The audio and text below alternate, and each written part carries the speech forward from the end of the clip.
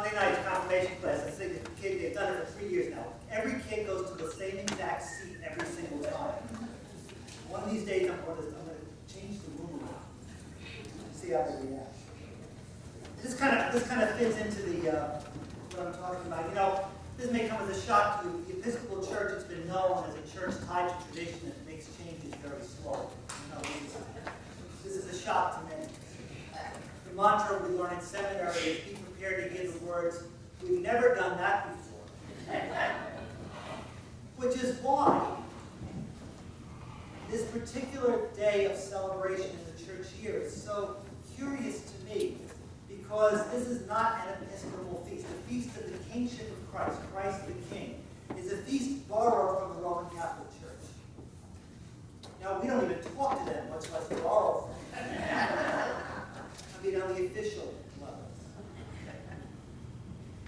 But what the feast is about, I think, makes so much sense even today. Back in the mid-20s, the Pope was Pius XI, and he may have had many issues, but one of the things he wasn't stupid, and he could see the political horizon as it was developing. And he saw the leadership of Europe changing, and he saw the names of the people who were coming to power and the movements that they represented.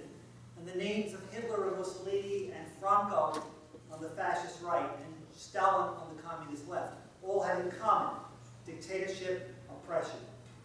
And what he did was send a very simple message. He created one day for the Christians of the Roman Church, and then eventually all Christian churches kind of got it and said, we've got to make this part of our celebration. It is a reminder that the state, no matter which political philosophy, where you are on the spectrum, this makes no difference, whatever type of government. The state does not rule supreme. The state does not exercise absolute authority. There is only one Lord, and that is Jesus. That's what we Christians believe. So this morning, the scriptures give us a confrontation. Really simple.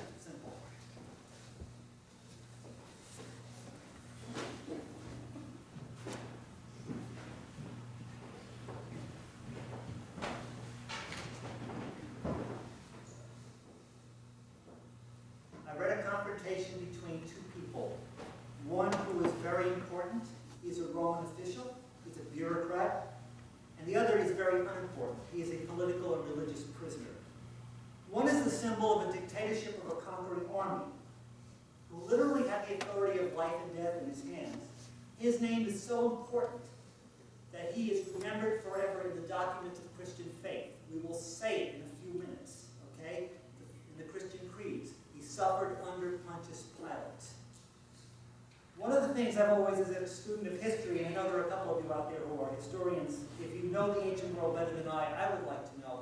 I would like to know, who did Pilate really, off to get sent to Palestine? Because that was the hellhole of assignments. It was the worst place to go, and he was the worst of personalities. The movies have always depicted Pilate as weak, cowering, and indecisive, and if you believe that, I have a bridge to sell you. He was more than just one bad stop along the bureaucratic passage for a Galilean holy man. He was mean-spirited. He was evil in nature. He was cruel and enjoyed being cruel. And one of the things we know about him that is not recorded in any Christian documentation, but the historian Josephus, who speaks about what happened to his own people, reminds us that Pilate at one time wanted to sort of get the message across that he was in charge and he did have the power of life and death. So he kind of spread a rumor around that he intended to take the standards of the Roman army and would have them placed in the temple, because he knew what kind of reaction that would get out of people.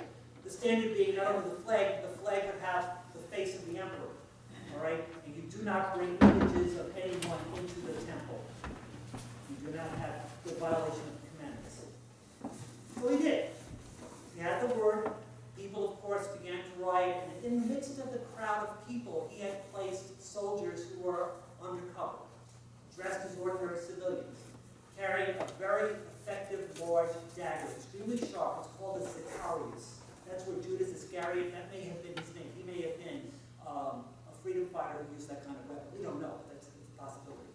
And at a given signal, in the midst of this protest, his soldiers just simply take out that very sharp, very effective dagger, and just slice up everyone around them, men, women, and children, just because they could. That's the real power. That's the power of history. So on the other side of this confrontation is a Galilean peasant. He is a woodworker by trade. He's a healer and a religious teacher by reputation. He has no political power, no political aspirations. He's been betrayed by his own, abandoned by everyone close to him, and except for the bravery of a couple of women who kind of stand in the background, very much afraid for themselves, he has no one. And there we begin a dialogue between these two people, one with power and one without. And the dialogue is really sarcastic. It's with the sound of a smirk. Tell me, you're a king. Well, my kingdom isn't from here. And the dialogue goes on and on. You don't hear the whole thing today. You only hear a very small portion. You hear the entire thing on Good Friday afternoon when we read the Passion of John in the Good Friday liturgy. But as that dialogue continues, if I were to read the whole thing, and I challenge you, go home, you all have Bibles at home. Go to the Gospel of John at the very end, read the account of the arrest of Jesus, read the dialogue between Jesus and Pilate.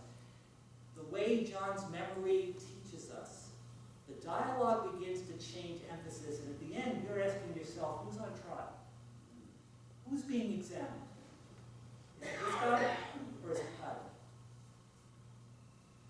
The point is, it's not just a criminal trial and it's not just a kangaroo court, which in fact it was. It was an illegal trial even by Roman standards. This is not about a procurator opposed to a peasant. It's not about a Roman versus a Jew. It's not church versus state, rich versus poor. It's not about powerful versus the oppressed. It's all of those things, but it's much more, because that's about them.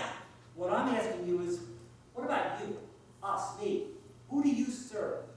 To whom do you belong? The choice is there. They stand before you. Who gives your life meaning? All of us as citizens, we can't help it. We live as Americans. We live as Christians. We all live in two kingdoms, but Jesus says you can only serve one king, and you have to choose. I can only serve one king. I must choose. If Christ is the center of our life, you realize that the rule of God, the kingship of God, it's really not kingdom, it's a lousy translation. Sorry, King James, but it really is. Because it's not a place, it's not a state, it's not about a place in the future. Jesus himself said, the kingdom of God is within you. The kingship of God, the rule of God is within you. It starts within you and is lived day by day in the choices you make, in the way you profess your faith, the way you live out your vows of your baptism. And that power is greater than all the political, military, and economic powers that this world has ever produced, even today. If you really believe in Jesus as king, you believe in his victory.